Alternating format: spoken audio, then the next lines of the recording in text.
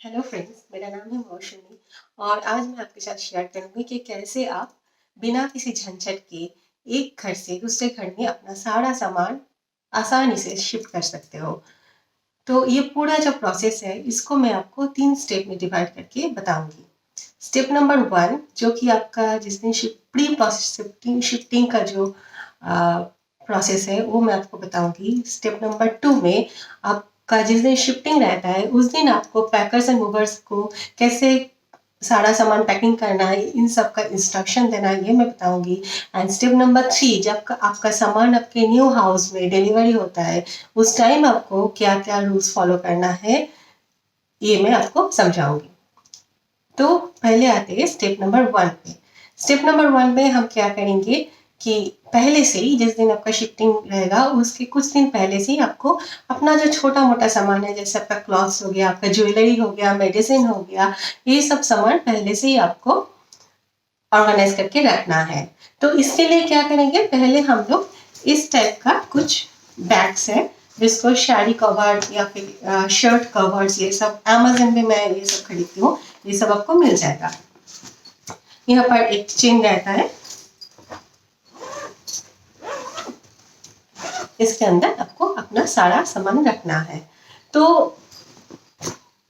आपको जितना अपना सामान है या फिर आपके घर में जितना मेंबर्स है उनके हिसाब से आपको ज्यादा करके सब खरीद के रख दीजिएगा, क्योंकि इसमें आपको सब कुछ ऑर्गेनाइज कर पाएंगे। जैसे मैं क्या करती थी, ये मैं अपना पर्सनल एक्सपीरियंस से बोल रही हूँ। जब मेरा शिफ्टिंग हुआ था फ्रॉम गुड़गांव टू बैंगलोर, तो मैंने क्या किया था, इसके अंदर एक एक में हम एक एक मेरा जैसे एक बैग था, इस पे लेगिंग्स मैंने सारा ऑर्गेनाइज करके रखा था।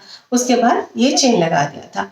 और एक बैग में मैंने अपना विंटर का जितना कपड़ा था वो सब किया, ऑर्गेनाइज करके रखा था। एक में मैंने अपना शर्ट्स जितना है जीन्स के साथ पहनने के लिए फॉर्मल, ये सब मैंने पैक किया था। एक में मैंने कुर्ती पैक किया था। एक में मैंने साड़ी जो था मेरा वो सब कवर किया था। तो आप इसी हिसाब से जैसे अपने हस्बैंड का शर्ट हो गया, पैंट्स हो गया, या फिर आपका अंडरगारमेंट्स हो गया, ये सब आप ऐसे पैक करके रख सकते हो। तो फर्स्ट क्या है कि आपको मैं दिखाती हूँ, जैसे और साड़ी के लिए हो सके तो थोड़ा अच्छा क्वालिटी का लीजिए।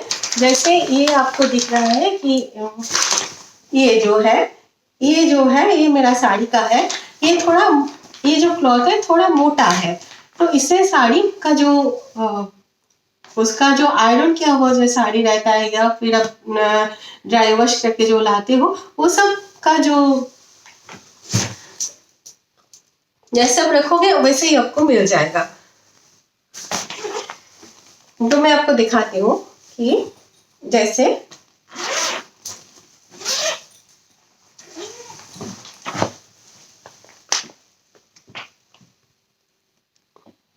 मैं अब आपको दिखाती हूँ कि ये जैसे मेरा हो गया साड़ी कवर। इस पे देखिए मैं अपना एक ऐसे पाउच तो सबके पास मिल जाता है। इस पाउच में कभी सामान आता है, कभी कभी आपका अंडरगारमेंट्स आता है। इस टाइप का चेन या पाउच है। इस बैग के अंदर मैंने अपना ब्लाउज ये सब रखी हूँ। इसमें मैंने अपना साड़ी जो है वो सब सजा के रखी हूँ साड़ी, ठीक है।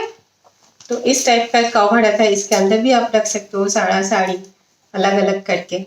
जैसे मेरे पास था तो मैंने इस टाइप से रख दिया।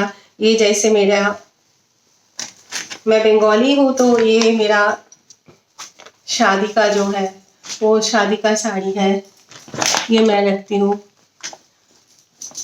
तो इस टाइप से आप उसको कवर में भी रख सकते हो। ऐसे एक के बाद आप, जैसे मेरा तो डेली यूज नहीं होता है, मैं बहुत कम साड़ी पहनती हूँ, तो उसी हिसाब से मैं उसको ऐसे रख देती हूँ। अगर डेली यूज होता है तो आप उसी हिसाब से रखो कि जल्दी सबके हाथ में आ जाए सारा सामान। और फिर इसको रखने के बाद आप इसको ऐसे चेन में पैक करके एक साइड में अपना सारा सामान रख दो।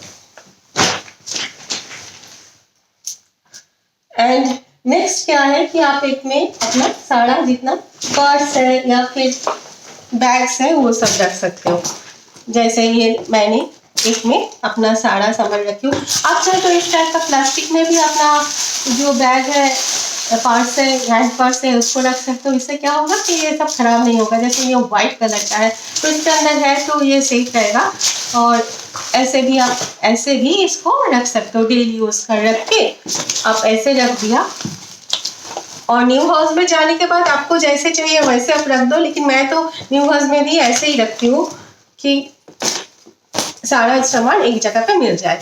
ऐसे ही रखी, फिर इसको ऐसे आपको कवर करना है। और याद रहे कि आपको ये जो पोर्शन है ये ट्रांसपेरेंट होना चाहिए, ताकि आप जल्दी से इसके अंदर से देख के आपको पता चले कि इसके अंदर आपका कौन सा सामान है। आपको बार बार चेन ओपन करके अंदर का जो है वो देखना ना पड़े, ऐसे आपको मिल जाएगा। थर्ड रहता है क्या, आपका ज्वेलरी जितना है, जैसे जंग ज्वेलरी हो गया, मेकअप हो गया, ये सब भी अमेजोन में मिलता है इस टाइप का। इसको इस पर यहाँ पर एक हैंगिंग है, तो ये आप ऐसे भी अपने अलमारी में रख सकते हो, या फिर आप अपने, जैसे मैंने इसमें एक ईयररिंग्स रखा है, इसमें थोड़ा कॉस्मेटिक्स रखा है, इसमें नेल पॉलिश ये सब रखी हूँ, ऐसे भी आप इसको ऑर्गेनाइज करके रख सकते हो। उसके बाद इसको आता है, आप इसको ऐसे बंद कर दो, ठीक है। इसको भी आप ऐसे ऑर्गेनाइज करके रख दो। नेक्स्ट आती हूँ मैं कि आपका, जैसे आपके पास बहुत सारा वॉच है, आपको, मेरे हस्बैंड को जैसे वॉच का बहुत शौक है, तो वो क्या करते हैं, इस टाइप का एक बॉक्स में अपना सारा वॉच ऐसे रखा है। तो इससे रहने से क्या होगा, आप जब ये ट्रांसपोर्ट को दोगे तो कोई प्रॉब्लम नहीं होगा। और मेरे पास तो इतना सारा नहीं है, मेरे पास थोड़ा बहुत है, तो मैं क्या करती हूँ, मैं इस टाइप का पाउच में सारे मेरा जितना वॉच है उसको मैं इस टाइप का पाउच में उसको रख देती हूँ। आफ्टर दैट क्या करता है, आपको, आप चाहे तो एक इस टाइप का बैग ले लो, जैसे मैंने इस टाइप का। हाँ, याद है हमेशा ट्रांसपेरेंट ही कुछ यूज करें, क्योंकि बाद में आपको प्रॉब्लम ना हो, आपको एक एक करके खोल के देखना ना पड़े, ऊपर से आपको पता चल जाए। ऐसे रख के फिर आप इसको ऐसे बंद कर सकते हो। ऐसे पाउच में आप अपना कॉस्मेटिक्स भी भर सकते हो, जैसे डेली यूज का लिपस्टिक हो गया, कॉम्पैक्ट हो गया, या फिर बेबी क्रीम हो गया, नेल पॉलिश हो गया, ठीक है, आप ईयररिंग्स हो गए, वो भी आप कैरी कर सकते हो इसके अंदर।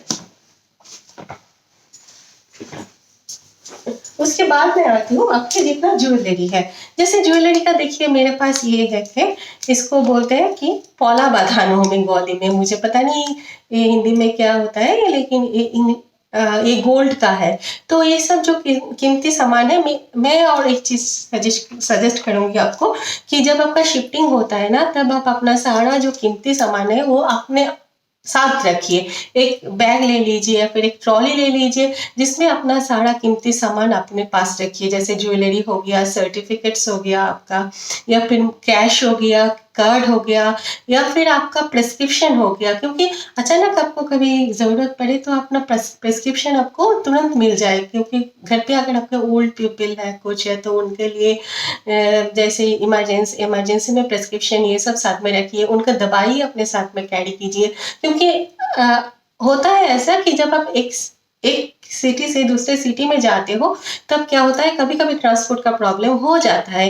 जैसे मेरा हुआ था, एक जगह से मैं जब दूसरे सिटी में गया, तब आफ्टर 1 मंथ मुझे अपना सामान मिला था। तो उस टाइम में मैंने क्या किया था, पहले से अपना ज्वेलरी, सर्टिफिकेट, मेडिसिन ये सब साथ में रखा था, और कुछ कुछ सामान मुझे खरीदना पड़ा था। तो चलिए वो एक नया इशू, नया कहानी है, जो मैं कभी आपके साथ बाद में शेयर करूंगी।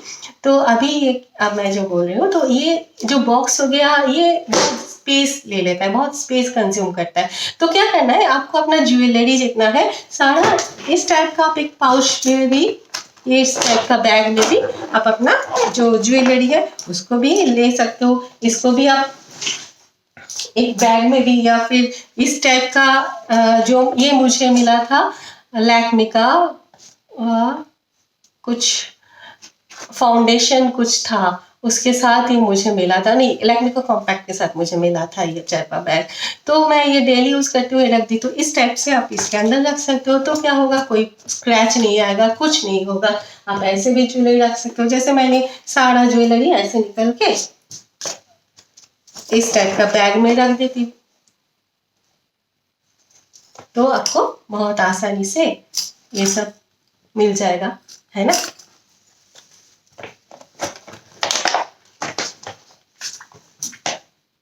अब मैं आती हूँ कि ये सब जब आपका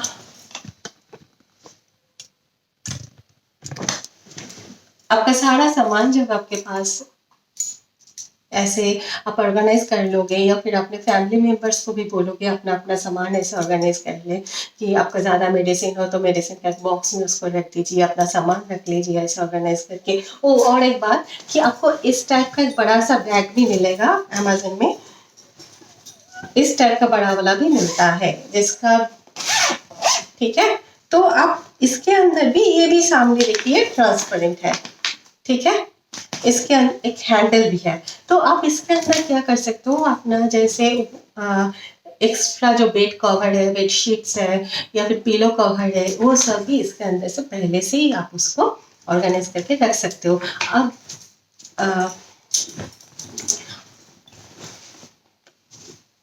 हाँ, अब नेक्स्ट मैं आती हूँ कि जिस दिन आपका शिफ्टिंग रहता है, लेकिन उसके पहले एक जरूरी, एक बहुत ही इम्पोर्टेंट चीज़ मैं आपके साथ शेयर करना चाहती हूँ, और वो है कि अगर आप किसी पैकर्स एंड मूवर्स को विदाउट एनी प्रीवियस नॉलेज अगर आप सिलेक्ट करते हो इंटरनेट से या फिर किसी भी साइट से, तो आप एक चीज़ का ध्यान रखिएगा, जो गलती मैंने किया था वो गलती आप लोग मत कीजिए।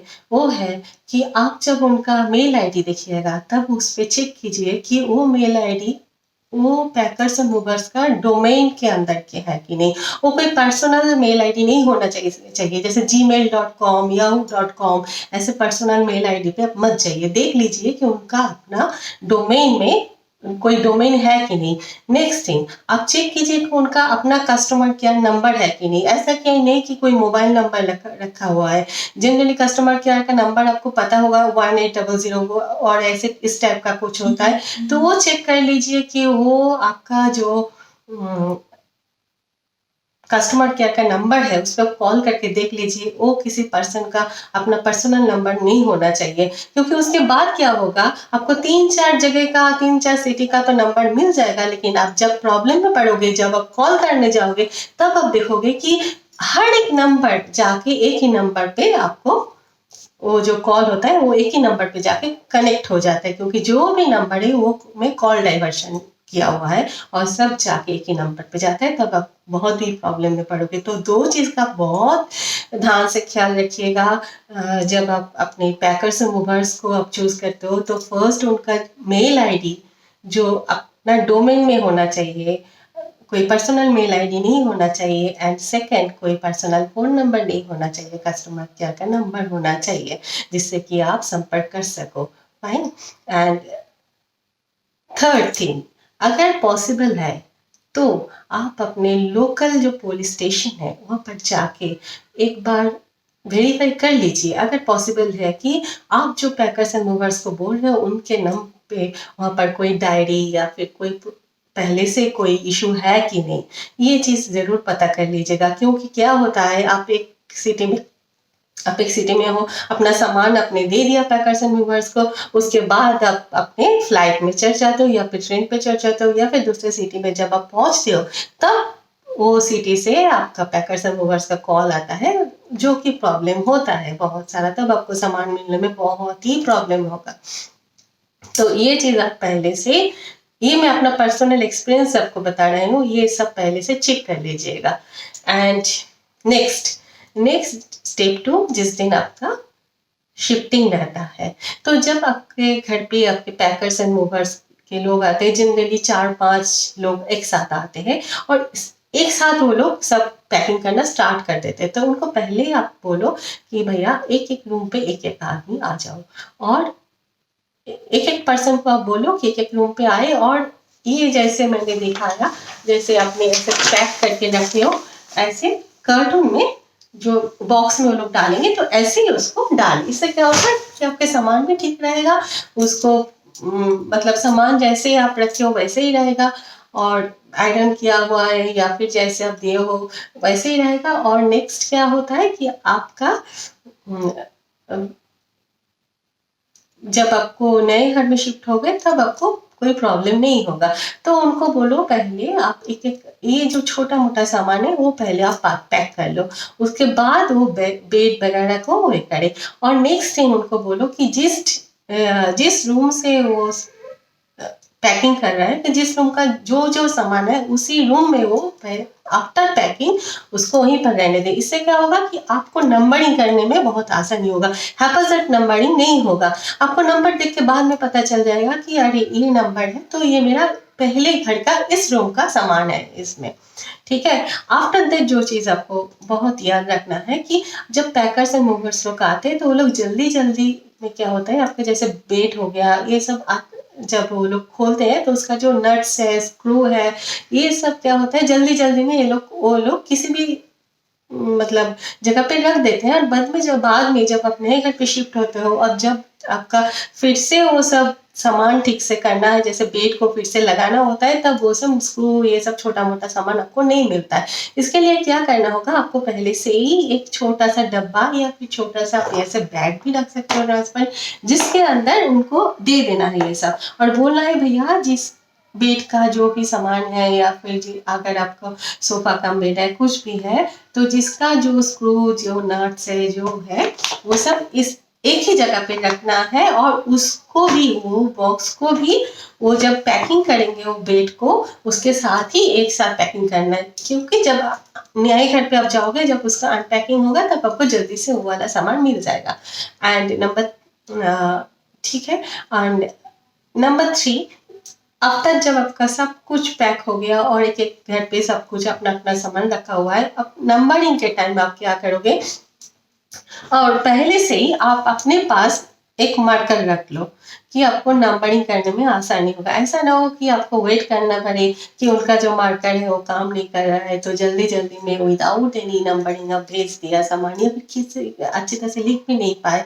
तो जैसे ही पैकिंग होता है आफ्टर दैट क्या करना है आपको एक-एक सामान का जैसे आपका 3 बीएचके है तो 3 बेडरूम हो गया। रूम नंबर 1 का जो है आप अपने मन से वर्चुअली इसको यहाँ पर रख लो कि नंबर 1 जो बेडरूम था उसके अंदर सपोज आपका 6 बॉक्स है और बेड का एक पैकिंग है तो वहाँ पर आप 1 2 3 4 5 6 और बेड को 7 रखो। नेक्स्ट आते हैं हम number 2 that is second room में सेकंड बेडरूम में तो वहाँ पर भी सपोज आपका 5 बॉक्स हुआ है और एक बेड हुआ है तो पहले रूम का मेरा 7 था अब इस रूम से आप स्टार्ट करोगे 8 9 10 11 एंड 12 एंड फिर बेड का हो गया 13। इसी हिसाब से अगर आप नंबरिंग करोगे तब फिर आपको जल्दी से आपका सामान मिल जाएगा नए घर पे जाने के बाद। इसी तरह से आप 3 बेड का हो गया उसके बाद आप जाओ किचन का जितना है उसका नंबरिंग करो और उनको बोलो कि किचन का जितना सामान है हो सके तो उसको आप पहले से ही बबल रैप करके रखो जैसे कांच का सामान हो गया सब। अगर नहीं पॉसिबल होता है तो उनको बोलो कि वो ठीक से उसको रैप करे और उसका भी नंबरिंग करो। उसके बाद आप आते हो आपका ड्राइंग रूम में ड्राइंग का डाइनिंग रूम जो भी है आप उसी का भी नंबरिंग करके रखो और आप अपने सामने सब कुछ नंबरिंग करो क्योंकि जब आप नए घर पे जाओगे तब आपको बहुत आसानी से अपना सारा सामान मिल जाएगा। अपने सारे सामान आप आइडेंटिफाई कर पाओगे कि कौन से नंबर के कार्टून में कौन सा पिछले घर का कौन सा सामान रखा हुआ है। अब आते हम जिस दिन आपका सामान का डिलीवरी होता है तो जिस दिन आपका सामान का डिलीवरी होगा उस दिन आप उनको बोलो कि भैया मुझे अकॉर्डिंग टू नंबर्स मुझे सीरियली मुझे अपना सामान चाहिए। ऐसे हपाजाटली 1-2 आके पहले 1 लाया फिर 20 लाया। आप चाहे तो उनको बोलो कि आपका सोसाइटी है तो नीचे सारा सामान पहले आप रख लो उसके बाद जब ऊपर लाओगे या फिर रूम के अंदर आप जब लाओगे तब 1 बाय 1 होगा। जैसे पहले 1 होगा उसके बाद 2 होगा उसके बाद 3 होगा। इससे क्या होगा कि आपके पास जो पहले से जो आपका पास जो लिस्ट है उसी हिसाब से उसको टिक करते जाइए आप और उनको आप पहले आपको याद है कि ये 1 2 3 4 5 6 एंड 7 मेरा पहले घर का नंबर 1 बेडरूम का है, तो आप उसी हिसाब से जब आप नए घर में शिफ्ट होते हो तो उसी हिसाब से सामान को उसी जिस रूम पे आपको वो सामान ऑर्गेनाइज़ करना है, उसी हिसाब से ही आप उस रूम में अपना कार्टून को, बॉक्स को रखिए। उसके बाद उनको बोलिए कि ये बेड या फिर आपका डाइनिंग टेबल हो गया, सोफ़ा कम बेड हो गया, ये सब वो फिट करके अच्छी तरह से उसको ठीक-ठाक करके जाए। उसके बाद आपको क्या करना है, आपको आपको तो पता ही है कि जैसे आपने नए घर में रूम नंबर 1 का जो सामान था वो रखे हो एक रूम में, तो आप धीरे-धीरे उसको अनपैक कर पाओगे। एक ही जगह पे सब कुछ अपोज़िटली नहीं रहेगा।